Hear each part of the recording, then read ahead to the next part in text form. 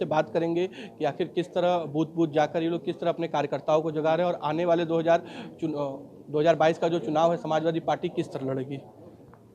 Sir क्या M है कि शिक्षकों से आप लोग मिल रहे हैं, क्या ये नई योजना समाजवादी पार्टी के द्वारा बूथवार शिक्षकों की क्या भूमिका हो, संवाद से समाधान की ओर, यह कार्यक्रम प्रदेश के सभी जिलों में जारी कर दिया गया है।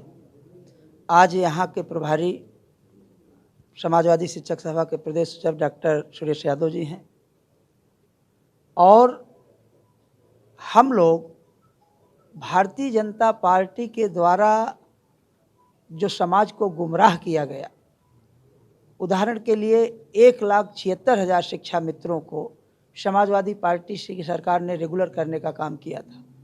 भारतीय जनता पार्टी बदले की भावना से जैसे ही सत्ता में आती है, सर्वप्रथम शिक्षा मित्रों को बाहर का रास्ता दिखा दिया जाता है।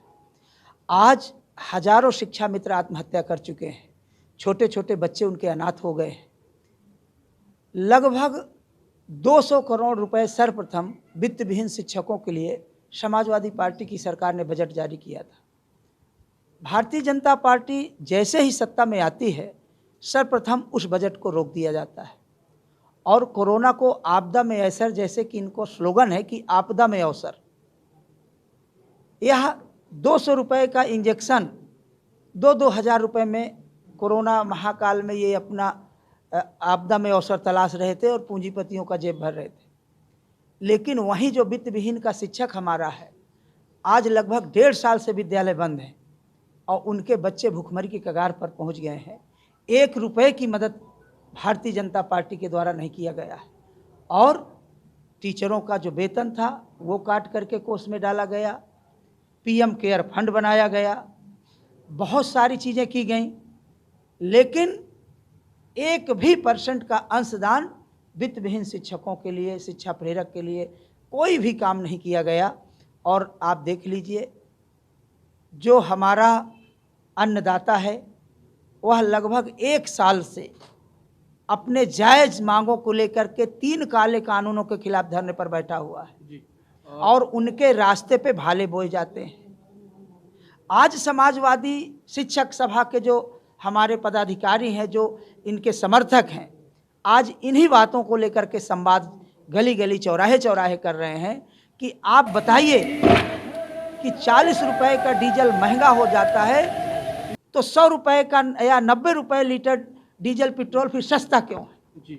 गैस सिलेंडर 350 रुपए का महंगा हो गया तो 950 रुपए का सस्ता कैसे हो गया? आज संवाद इस विषय पर होगा। जी, हम बात करें तो भाजपा बोल रही है कि उनकी सरकार फिर आ रही है, आप लोग तो कहीं है ही नहीं। देखिए, ये तो उनका मुंह है, कुछ भी बोल दें, जनता सब कुछ देख रही है। मैं आप पत्रकार बंधुओं में आपसे पूछ रहा हूँ, भारतीय जनता पार्टी जब सत्ता में नहीं थी तो 40 रुपए लीटर पेट्रोल था कि नहीं? आप खुद बाइक अगर चलाते होंगे, आज 90 रुपए 100 रुपए लीटर भरा रहे हैं, तो आप नहीं उसका अंतर करेंगे कि इस समय भारतीय जनता पार्टी के शासनकाल में क्या हो रहा है। हमारे किसान भाई जो 50 रुपए की बोरी 50 किलो की बोरी होती थी, 5 किलो उसको घटा करके आप 45 किलो की बोरी कर दिए। आज हमारे जो नौजवान बेचारे कंपटीशन की तैयारी कर रहे हैं, आप मिली भगत करके सारी वैकेंसियों को लिंगरान करा दे रहे हैं कोर्ट के माध्यम से। ये सब लोग देख रहे हैं।